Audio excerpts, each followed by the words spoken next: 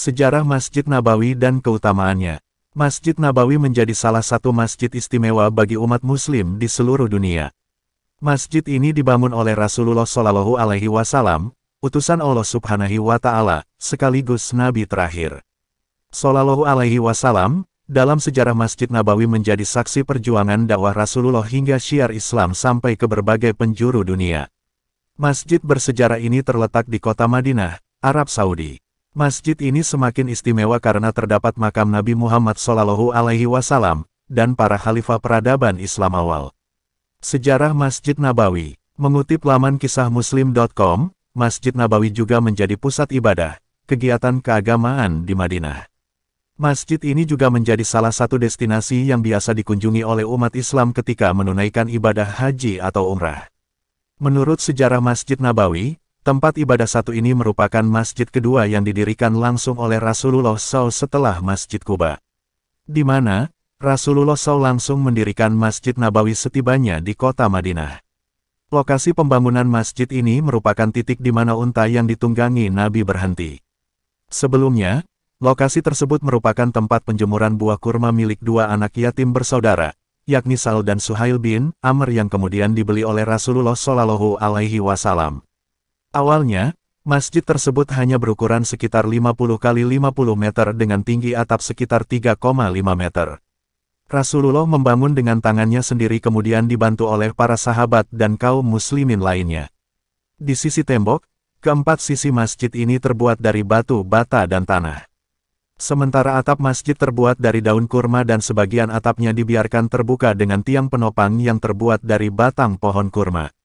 Selama 9 tahun, masjid ini digunakan tanpa penerangan di malam hari.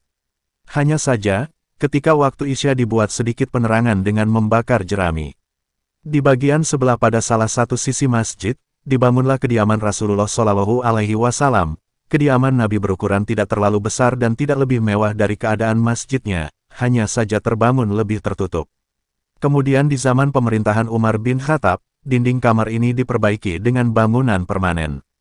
Ada pula bagian yang digunakan sebagai tempat tinggal para fakir miskin yang tidak memiliki rumah. Proses renovasi dan perkembangan Masjid Nabawi. Masjid Nabawi sempat mengalami beberapa kali renovasi untuk memperluas masjid.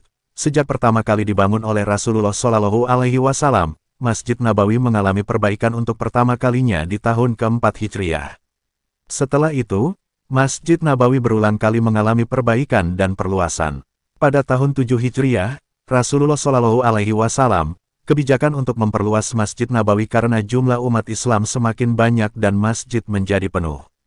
Beliau menambahkan masing-masing 20 hasta untuk panjang dan lebar masjid. Renovasi yang menghasilkan perbaikan paling signifikan terjadi di tahun 1265 Hijriah pada masa pemerintahan Sultan Abdul Majid. Pembangunan tersebut memakan waktu selama 12 tahun.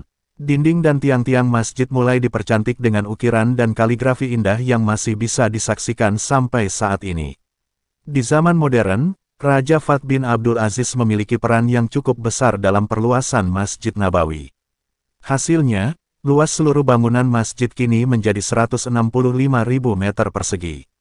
Jumlah menara yang semula 4 buah, ditambah menjadi 10 buah. 4 di antaranya berketinggian 72 meter dan 6 lainnya setinggi 92 meter. Jumlah pintu masjid juga ditambah menjadi 95 buah pintu. Kini, Masjid Nabawi semakin tampil megah dan dapat menampung sekitar 535.000 orang.